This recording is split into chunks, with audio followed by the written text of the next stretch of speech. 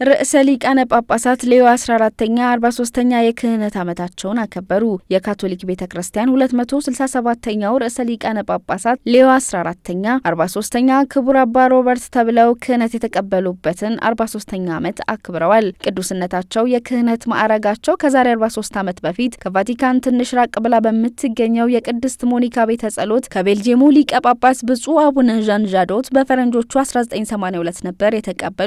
ቅዱስነታቸው የሕገ ቀኖና ትምህርታቸውን በቅዱስ ቶማስ ጳጳሳዊ ዩኒቨርሲቲ ሲያጠኑ በቅዱስ አውግስጢኖስ ገዳም ክህነት ከመቀበላቸው ዓመት በፊት በመቀላቀል ካህን ከመሆናቸው አንድ ዓመት በፊት እንዲሁም የመጨረሻ መሐላቸውን አድርገዋል። የዛሬ 43 ዓመት የክህነት ማዕረግን ከተቀበሉም በኋላ ወደ ፔሩ ተልከው ለበርካታ ዓመታት አገልግለዋል። ቅዱስነታቸው የክህነት ማዕረጋቸውን የተቀበሉባት የቅድስት ሞኒካ ቤተ ጸሎትም በፈረንጆቹ 23 ካርዲናል ዲያቆን ሆነው እንዲያገለግሉባት በርዕሰ ሊቃነ ጳጳሳት ፍራንቺስኮስ ተሰይመዋል።